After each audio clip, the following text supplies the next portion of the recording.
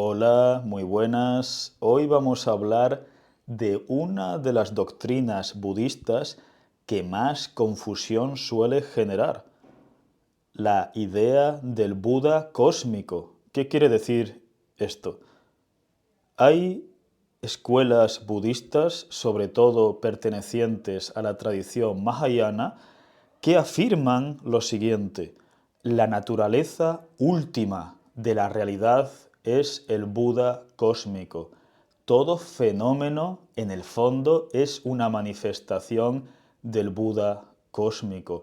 El universo entero es el cuerpo del Buda cósmico. ¿Qué quiere decir esto? En otro vídeo que dedicamos al análisis de la muerte en el budismo, mencionábamos cómo Buda, recuerden el libro Los últimos días del Buda, de la editorial Trota, traducido por Aleix Ruiz Falqués. Esto es uno de los textos fundamentales del Canon Pali, y Buda, en su lecho de muerte, dice a sus discípulos: todo fenómeno condicionado o todo lo que está compuesto de partes, es decir, todo suceso o toda entidad cósmica está llamada a desaparecer. ¿Por qué? Porque es codependiente, está compuesta de distintas partes, de distintos procesos y además de modo dinámico. Todo lo que tiene un principio tiene un final. Con estas palabras, el Buda histórico lo que viene a decir es: yo muero como mueren las flores, como mueren los pájaros, como mueren otros seres humanos, como morirán las estrellas y las galaxias. Todo lo que tiene un principio tiene un final. Todo fenómeno condicionado, codependiente, mutable, está llamado a desaparecer. Entonces, ¿qué quiere decir que todo es una manifestación del Buda cósmico? La tradición mahayana aparece fundamentalmente a partir del siglo I después de Cristo. A día de hoy no hay consenso en los historiadores acerca de cuándo, cómo y por qué aparece. Es decir, sabemos que hay una serie de divergencias entre escuelas monásticas, escuelas de interpretación de textos budistas, y que a partir del siglo I después de Cristo empiezan a desarrollarse una serie de doctrinas que de algún modo difieren, aunque sea de modo parcial, con la tradición Theravada, que aparece a partir del siglo IV antes de Cristo. En algunos vídeos hemos dicho que una de las divergencias es la doctrina de los bodhisattvas o santos y santas. Evidentemente estoy usando una terminología occidental, entiéndase, todo esto, digamos, lo pondríamos entre comillas, es decir, personas que sacrifican entrar en el nirvana final y por tanto tienen más insatisfacción a cambio de ayudar a otros seres humanos, a otros animales y en el límite a todos los seres sintientes, es decir, a despertar la compasión universal. Tenemos la doctrina de los bodhisattvas, pero también tenemos la doctrina del Sunyata, que recalca que no solamente el yo está vacío de sustancia, sino que todo o toda entidad en el universo está vacía. La doctrina del Sunyata lo que viene a decir, hemos dedicado otro vídeo de qué significa que todo está vacío en el budismo, lo que viene a decir es que las cosas están vacías de una esencia intrínseca, que las cosas están vacías de independencia y permanencia, es decir, que las cosas son impermanentes y codependientes, están vacías de la capacidad de sustancializarlas, de reificarlas, de darles una autonomía absoluta que no tienen. Aquí, evidentemente, muchos historiadores piensan con razón que el Buda histórico o interpretaciones posteriores de escuelas budistas están están, digamos, criticando el esencialismo de ciertas ramas del hinduismo, es decir, la doctrina que las cosas tienen una especie, en términos griegos, un eidos, una esencia que es independiente y que es permanente. Frente a eso se recalca que todo es codependiente, que todo es impermanente, es inmutable, y por tanto que las cosas están vacías de una sustancia, ¿no?, independiente, autónoma, etc. Es decir, que los ejemplos que solemos poner en otros vídeos, que el loto, o cualquier flor, ¿no?, pero el loto, digamos, es un gran símbolo en el budismo. El loto no existe sin los rayos del sol, sin los nutrientes de la tierra, sin la atmósfera, sin el agua, etcétera, sin una malla de codependencias, y además el loto en el fondo es un agregado de procesos que tiene un origen y que tiene un final, que está llamado a disgregarse. Pues bien, esta escuela budista gigantesca que es la Mahayana, como digo, que empieza a desarrollarse fundamentalmente a partir del siglo I después de Cristo, va a generar a su vez otras escuelas budistas, varias de las cuales van a entrar a través de China, Corea, van a entrar en Japón, y allí van a tener desarrollos propios. Esto ya lo veremos en futuros vídeos. Varias de estas doctrinas hablan a su vez que la esencia última de la realidad es el Buda cósmico. ¿No era que la esencia última de la realidad es el vacío? ¿Qué quiere decir esto del Buda cósmico? Esto es tremendamente complejo, voy a dar mi interpretación. Esto es algo que siempre digo en otros vídeos. Cuando digo que voy a dar mi interpretación, no significa que esto sea una especie de test de Rorschach donde cada uno ve lo que quiere.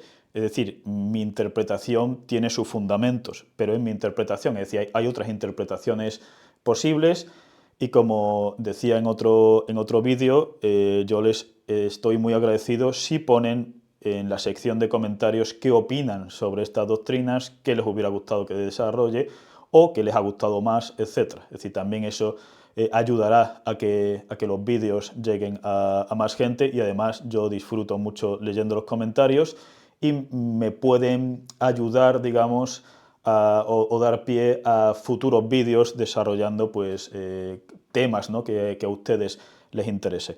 Como digo, cuando el budismo mahayana en general, porque el budismo mahayana tiene muchas escuelas, pero cuando el budismo mahayana en general dice que todo está vacío de independencia y de permanencia, es un modo negativo, digamos, de caracterizar la realidad. Es un modo negativo, ¿por qué? Porque para el budismo mahayana, también evidentemente aquí, el budismo Theravada, el budismo más cercano, digamos, al Buda histórico, recalca que tenemos la tendencia, por nuestra naturaleza finita, ignorante, parcial, como se la quiera llamar, a interpretar la realidad de modo equivocado. Vamos a decirlo así. En el vídeo dedicado a las 4 nobles verdades dijimos, por ejemplo, que las 4 nobles verdades suelen interpretarse de un modo más amplio en la tradición mahayana, diciendo que la raíz del dukkha o de la insatisfacción no es solamente, digamos, el apego, sino que proviene de una interpretación ontológica errónea de la realidad. Ver la realidad en términos de sustancias, creer que yo soy una sustancia permanente e independiente, que el resto de personas, mis enemigos, mis amigos, desconocidos, también son sustancias permanentes e independientes, que mi país es una sustancia permanente e independiente, que el sistema solar es una sustancia permanente e independiente. Es decir, para el budismo mahayana, esta visión ontológica de la realidad, que proviene de la ignorancia, de nuestra naturaleza finita, parcial y demás, desemboca en insatisfacción y en sufrimiento propio y ajeno. Es decir, alcanzar la iluminación, alcanzar el despertar, es darse cuenta que la realidad en el fondo es mutable, que la realidad es impermanente, que la realidad es una malla o una red de procesos codependientes de modo causal y estructural. Entonces, como para el budismo, para estas corrientes del budismo, que como digo son muy, muy influyentes y más en Japón, como para estos budismos tenemos una tendencia, digamos, por defecto, el modo, diríamos, por defecto con el que habitamos nuestros días y nuestras noches es ver la realidad de un modo incorrecto en términos sustanciales. Por eso el budismo recalca ese lado negativo de interpretar la realidad. Es decir, la realidad no es una sustancia, no es una colección de sustancias. Los entes que componen el universo no son sustancias, están vacíos de sustancia, están vacíos de permanencia e independencia. Es decir, un modo negativo, y un modo negativo porque se está pensando en las sustancias, que es el modo por defecto como interpretamos la realidad. Ahora bien, estas doctrinas mahayanas que van a hablar del Buda cósmico van, digamos, de algún modo a poner de modo complementario una visión ontológica de la realidad en términos positivos. Aquí negativo y positivo no me refiero a términos morales, estéticos, buenos y malos, sino en términos de determinar algo por lo que niega o determinar algo por lo que está afirmando. Es decir, la doctrina, de un modo, por un lado tenemos la caracterización negativa de la realidad en términos de vacío, en términos de impermanencia y codependencia. Y por otro lado tenemos la caracterización positiva de la realidad, la esencia última de la realidad, como el Buda cósmico. ¿Qué es el Buda cósmico? El Buda cósmico, es decir, ya se pueden imaginar la cantidad de debates, de diálogos, de diversas interpretaciones. Voy a simplificar lo que viene, evidentemente, y volveremos a estos temas.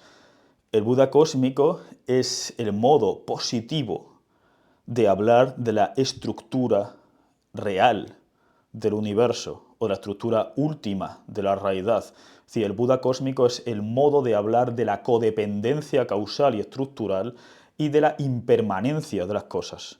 Es decir, aquí la impermanencia no se piensa como la negación de la permanencia o de la inmutabilidad.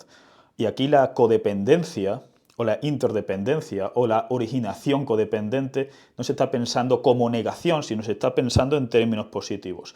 ¿Por qué llamar a esto Buda? Que significa el que ha despertado o el que ha sido iluminado.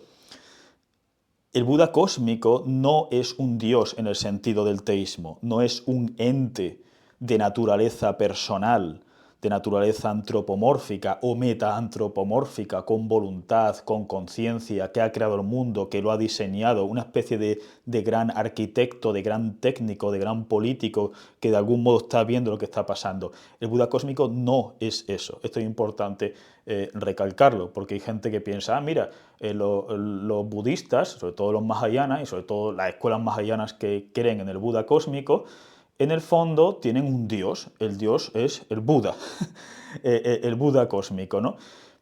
La idea de Dios es tremendamente polisémica, no es lo mismo el Dios de los estoicos que lo divino en el Shinto, que lo divino para Tales de Mileto, que para Spinoza, que para Hobbes, que para el maestro Eckhart, es decir, muchas concepciones acerca de la deidad, de lo divino, de Dios y demás. Pero si se piensa lo divino, la deidad o Dios en términos ontoteológicos, en términos, digamos, de naturaleza abrahámica, aunque en la tradición abrahámica tenemos la teología negativa, tenemos las místicas, tenemos al maestro Eckhart, pero generalmente cuando se interpreta a Dios como un megaente o el ente de entes, pero un ente separado del resto de entes, del ens creatum, que los ha diseñado, que los está dirigiendo, que eso no es el Buda cósmico, vamos a decirlo así. El Buda cósmico es el tejido mismo de la realidad. El tejido mismo de la realidad no es malo. Digo esto porque hay gente que piensa que el budismo en general es una religión o una filosofía que inspira el pesimismo, que inspira incluso el nihilismo, que inspira... Es cierto que hay corrientes budistas, digamos, más pesimistas, entre comillas, que otras, pero si uno atiende a los textos del canon Pali y de los distintos cánones por la tradición mahayana, y sobre todo, digamos, al budismo del que estamos hablando, que es el budismo que habla del Buda cósmico, aquí no hay pesimismo.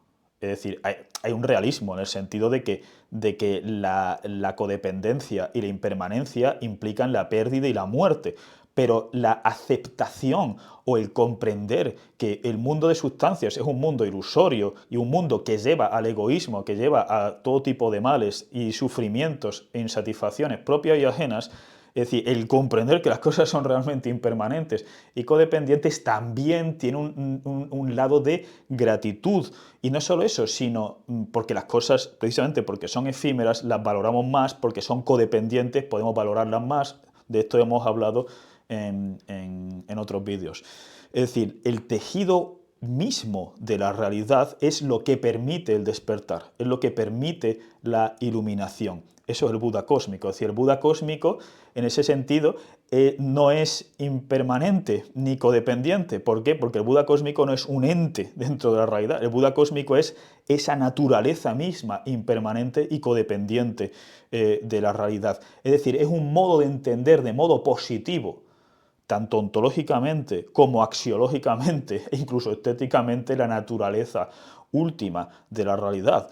Es decir, la realidad no es mala, la realidad es lo que permite el despertar, lo que permite la iluminación, lo que permite la compasión universal, lo que permite la apreciación de las cosas que son efímeras y que son codependientes. Es decir, la naturaleza misma de la realidad es lo que permite la condición de posibilidad de que haya una iluminación. La realidad no es mala, vamos a decirlo así, en absoluto.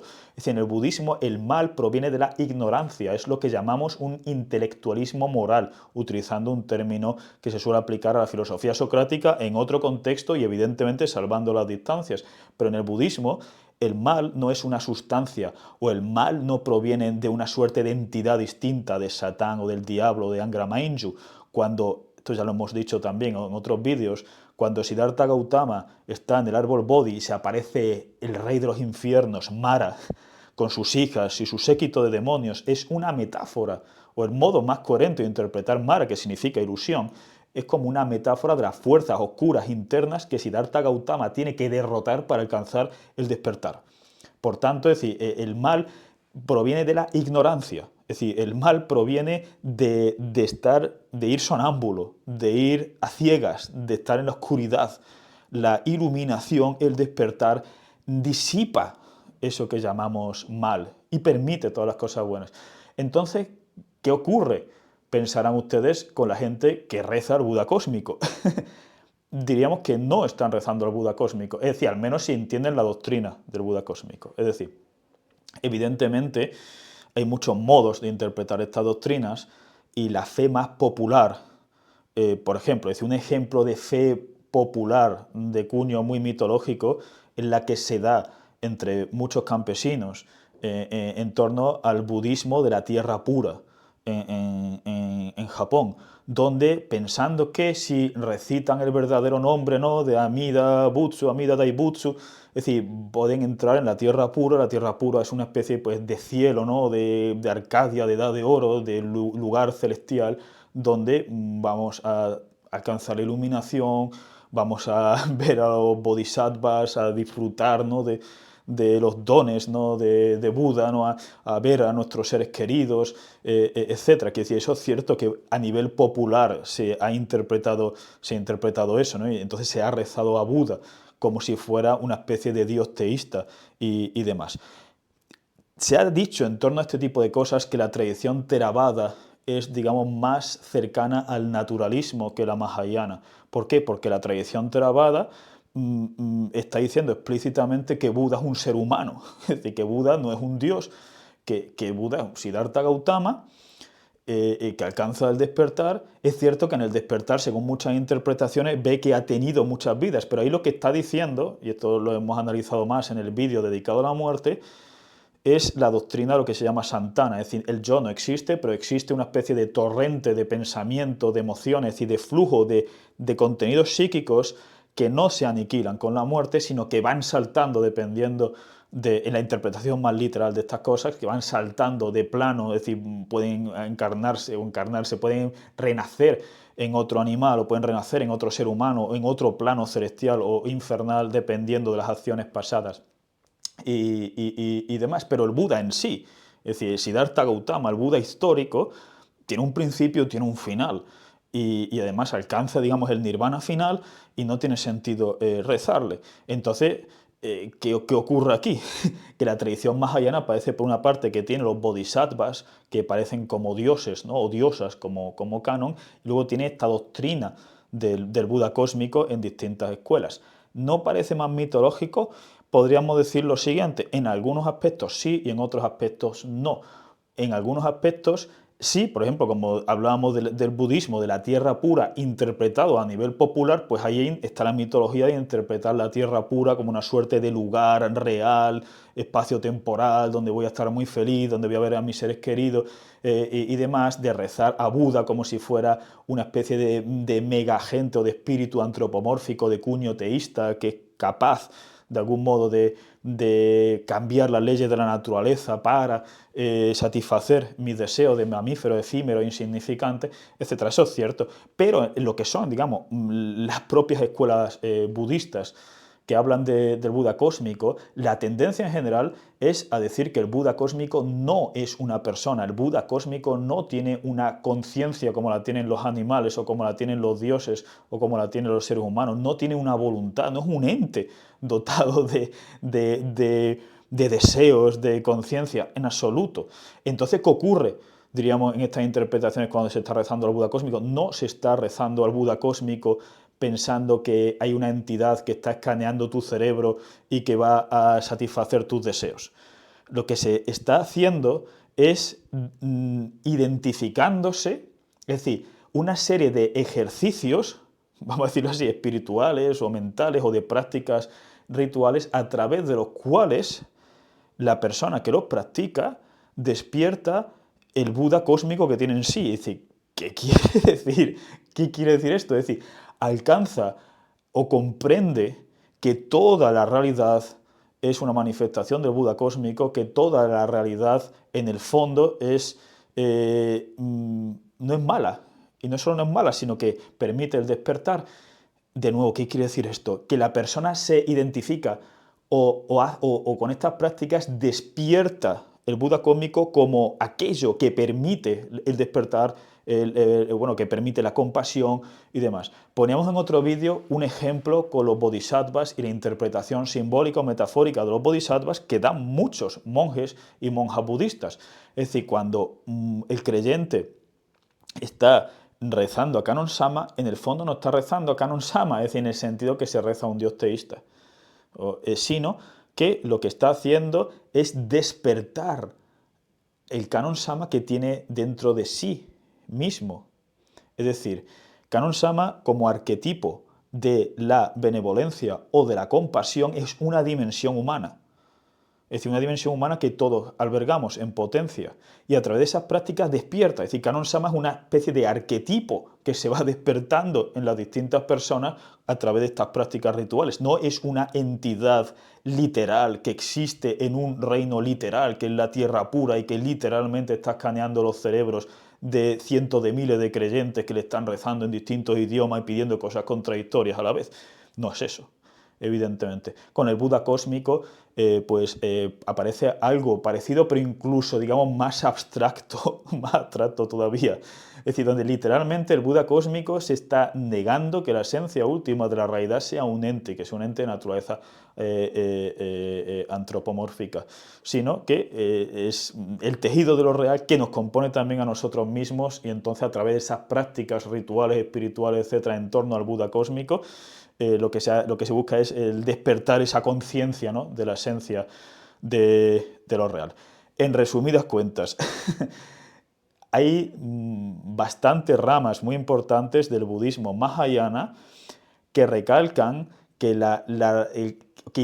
identifican la naturaleza última de la realidad no solamente en términos negativos, de la realidad no es sustancia, la realidad no es permanente, la realidad no es independiente, sino también en términos positivos, la realidad como una malla de codependencias causales y demás, sin necesidad de pensar, digamos, que estamos negando las sustancias, que es algo, digamos, que proviene de cuando estamos dormidos, cuando estamos, es decir, cuando no hemos alcanzado el despertar o la iluminación, como decíamos, y ver la esencia de la realidad como lo mutable, como lo perecedero, y de algún modo que eso despierte un sentimiento de gratitud en torno a la realidad, es decir, porque apreciamos más las cosas. Esto lo veremos con los ideales del mono no aguare, del wabi-sabi, del ichigo-ichi, etc., en el budismo japonés, y de compasión. ¿Por qué? Pues porque los seres, es decir, comprendemos que los seres también sufren, que nadie tiene una responsabilidad absoluta de lo que está haciendo, porque todo lo que existe es fruto de una malla de codependencias causales, y que de algún modo estamos perdiendo el tiempo en la mayoría de ocasiones cuando no nos damos cuenta que nosotros, nuestros seres queridos o incluso nuestros enemigos van a morir. Y entonces esa comprensión pues no tiene una visión, tiene un lado amargo, un lado trágico. Es decir, la existencia tiene un lado trágico, pero también tiene un lado de positividad, un lado de gratitud y demás. Pues esto es el Buda cósmico. Obviamente la situación es muy compleja y volveremos a esto, ¿no? Cuando hablemos de las escuelas principales del budismo japonés. Estoy haciendo una introducción en torno a estas cosas, pero yo creo que, digamos, como introducción, aunque es una introducción a baja resolución, pues puede servir de momento. Muchas gracias.